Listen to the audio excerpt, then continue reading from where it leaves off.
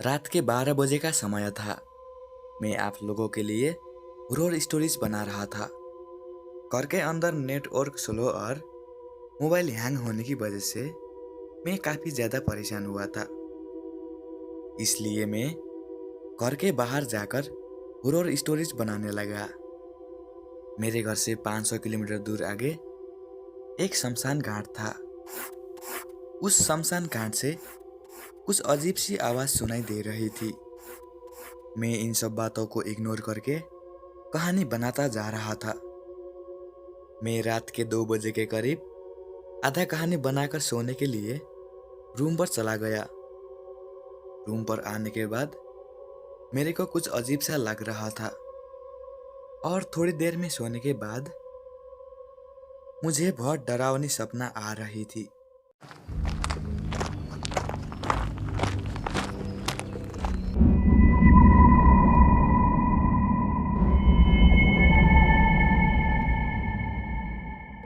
जिसकी वजह से मैं अच्छा से नहीं सो पा रहा था।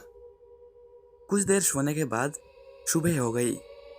मैंने दिन भर कहानी बनाकर शाम को 7 बजे यूट्यूब पर पब्लिश करने के लिए पूरी तरह से तैयार हुआ था।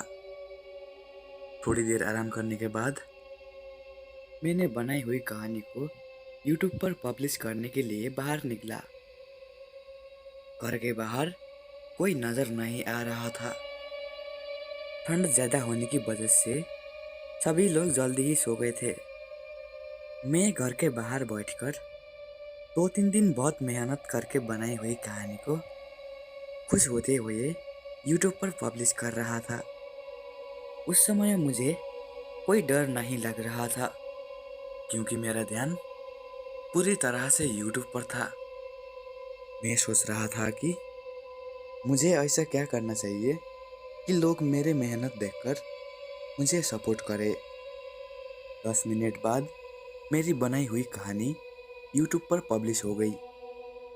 उस कहानी को सभी लोग देख रहे थे, लेकिन लाइक कमेंट सब्सक्राइब कोई भी नहीं कर रहा था।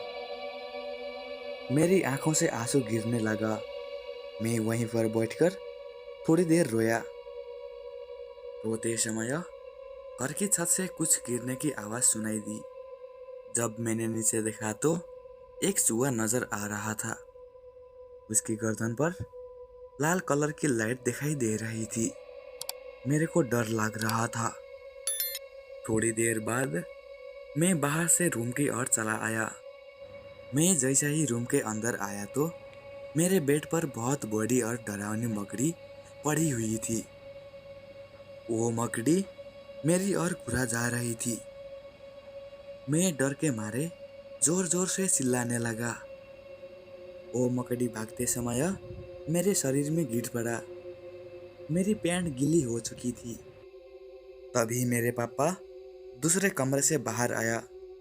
मैंने ये सभी बातों को पापा के साथ शेयर किया और मेरे पापा ने रात के समय बाहर ना जाने के लिए सुझाव दिया।